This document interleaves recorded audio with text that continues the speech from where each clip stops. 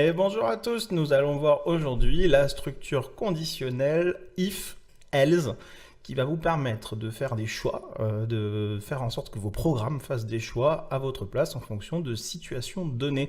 Allez, c'est parti, on y va. Alors, revenons sur notre site qui commence à ressembler à un petit CV. Rappelez-vous, on a fait ça dans la vidéo précédente. Et maintenant, nous allons reprendre notre code. Alors, on va enlever les modifications qu'on avait faites tout à l'heure sur le code qui permettait de modifier directement le HTML. Et nous allons voir ensemble comment faire des embranchements. C'est-à-dire qu'un embranchement, ça va être quelque chose du type... je vais vous faire un petit diagramme comme ça à l'arrache. Donc, on a une situation X. Et dans cette situation X, on arrive à un point ici. Et sur ce point, ce qu'on voudrait, c'est avoir la possibilité d'aller soit à gauche, non, j'improvise totalement, soit à droite. Non, à droite, ça va être comme ça. Voilà. Et en fonction de la situation, donc on arrive à une situation ici, on peut aller soit dans le cas A, soit dans le cas B. Voilà. Vraiment. Donc, comment on veut faire? Comment on va faire? Donc, imaginons que je veuille afficher un console log en fonction du sexe de la personne. Donc, si c'est un homme, je voudrais afficher bonjour, je suis un homme. Et si la personne qu'on a créée ici, c'est une femme, donc s'il y a un F ici, dire bonjour, je suis une femme. Alors, vous allez voir, c'est d'une simplicité enfantine. Donc, on utilise le mot-clé, l'opérateur if.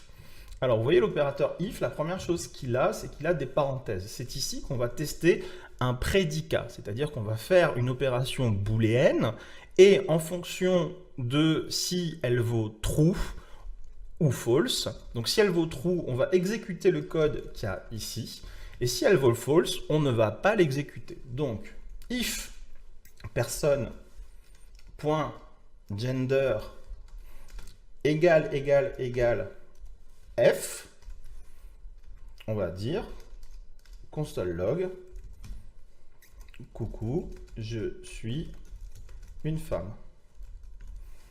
Donc là, j'ai fait ça, et vous avez vu que mon gender pour l'instant c'est M, donc personne.gender va être différent de F, donc il ne va rien se passer. On teste, il ne se passe rien. Super, voilà, il se passe rien, logique. Maintenant, je change et je mets un F ici. Je sauvegarde, je recharge. Coucou, je suis une femme. Donc voilà, c'est très bête, c'est très simple. Ensuite, on peut faire la suite. If personne.gender égale M, console log, coucou, je suis un homme. Pardon, voilà. Donc là, j'ai toujours coucou, je suis une femme. Je change, je mets M. Je recharge, coucou, je suis un homme. Alors ensuite, il y a une petite astuce, c'est que c'est pas terrible de faire if qui se suivent. Donc quand on a des if comme ça qui se suivent, on fait if else. Donc ça veut dire quoi? Ça veut dire si quelque chose est vrai, alors tu exécutes ça. Sinon, on va tester autre chose et on exécutera ce qu'il y a là. Donc on recommence. CTRL R, je suis un homme. Je mets un F. CTRL R, je suis une femme. Et le dernier, on peut mettre un... Alors on peut faire plein de... On peut en faire plein, hein, else, if, autre chose, avec un autre opérateur booléen. Mais attention, en général, on vous recommande de vous limiter à un if, else, if, pas plus. Voilà. Et il y a un dernier cas à traiter, c'est qu'est-ce qui se passe si personne.gender c'est ni F ni M? Et bien dans ce cas-là, c'est tous les autres cas. Donc on va mettre un seul else sans if. On fait, on met décroché, voilà. Et là, console log, je suis ni une femme ni un homme. Et là, on va tester. Je vais mettre, au lieu de mettre F, je vais mettre, je sais pas moi, X. Et là donc, je suis ni une femme ni un homme. Donc voilà les structures conditionnelles à base de if, else, else if. Il y a d'autres structures conditionnelles qu'on ne verra pas pour l'instant, on les verra plus tard, mais celle-ci c'est la plus courante et la plus usitée. Alors ce qu'on va faire une toute petite extension de notre programme, c'est-à-dire, enfin c'est pas vraiment un programme, c'est un tout petit bout de code. On va créer une fonction, rappelez-vous, les fonctions, donc je détermine une opération qui va être faite par une boîte, et dans laquelle je vais passer un argument, il va se passer quelque chose. Donc, on va l'appeler gender. Donc c'est une fonction à laquelle on va passer une personne. Voilà, elle va prendre en argument une personne, c'est-à-dire un objet qui a cette forme-là, avec un first name, last name, gender, etc. Et ici, du coup, à l'intérieur, on va mettre tout ça. Voilà. Et donc, là, si je fais CTRL-S et que je sauvegarde, il ne se passe rien. Pourquoi? Parce que je n'exécute pas la fonction. Donc maintenant, je vais faire gender de personne. Alors, vous voyez là, ça peut être un peu confusant parce qu'on a la variable personne ici, qui est le nom d'une variable qu'on déclare, et on a l'argument personne. Et cet argument ici et cette personne et cette variable-là, même si elles ont le même nom, ce ne sont pas les mêmes choses. C'est-à-dire que quand on a une fonction et qu'on met un argument, rappelez-vous, on peut appeler l'argument quand on veut. Donc pour des raisons de facilité de compréhension, on peut donner le même nom. Mais là, du coup, c'est un peu confusant. Donc, cette personne-là, c'est pas n'importe qui, c'est John Doe. Donc on va dire constante, on va l'appeler John Doe. Comme ça, vous voyez, ça lève l'ambiguïté. Et maintenant, ici, dans personne, vous voyez, il me dit qu'il ne connaît pas ce truc personne. Il dit unresolved variable or type person. Pourquoi? Parce que ce qui a été défini ici, c'est un argument d'une fonction. C'est-à-dire que ça n'existe qu'à l'intérieur de cette fonction. Et dans notre code, on a déclaré nulle part de variable qui s'appelait personne. Donc ici, il faut faire gender de John Doe. Hop. Et hop, là, ça va fonctionner. Je ne suis ni une femme ni un homme.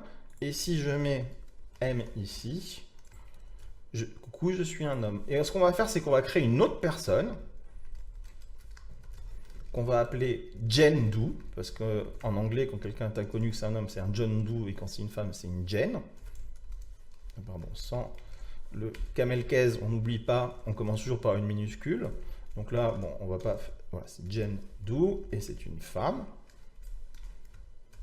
Et maintenant, je vais pouvoir appeler gender sur John Doe, et gender sur Jen Doe. Et donc là, je vais avoir deux phrases qui vont s'afficher. La première qui va dire « Coucou, je suis un homme » parce que là, c'est John Doe. Et « Coucou, je suis une femme ». Et pour que ce soit un peu plus clair, si on veut, on peut faire un petit console log ici de personne.name. Voilà. Et maintenant qu'on va exécuter, on va avoir que... pardon, personne.name, ça n'existe pas, c'est first name. John, il va dire coucou, je suis un homme, et Jen a dit coucou, je suis une femme.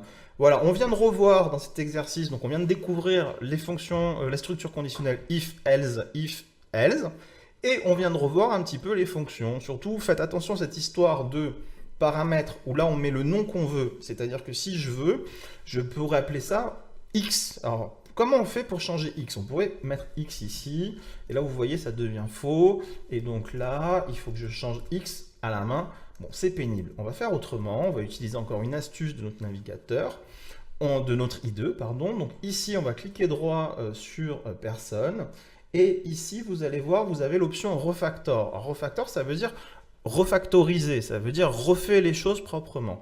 Et dans l'option refactor, on a rename. Rename, ça veut dire renommer, donc on va renommer personne. Et ce qui est génial avec cette IDE, avec WebSound, c'est qu'il est assez intelligent. Donc je fais rename, et là vous voyez, ça passe en rouge, et regardez, quand j'efface, ça efface partout personne, et là je vais mettre X à la place, comme ça c'est moins confusant. Ou on peut l'appeler ça, comment ça s'appelle? Parameters, personne. Bon, enfin, personne paramètre, ça sera plus joli. Personne paramètre. Comme ça, c'est le paramètre qui prend une personne en argument. Donc voilà, et donc du coup ça a changé automatiquement tout le code et ça permet de ne pas être confus avec les noms et à se retrouver avec deux fois le mot personne alors que c'est pas exactement la même chose. Et là ça marche toujours. Voilà, c'est tout pour aujourd'hui. Merci beaucoup.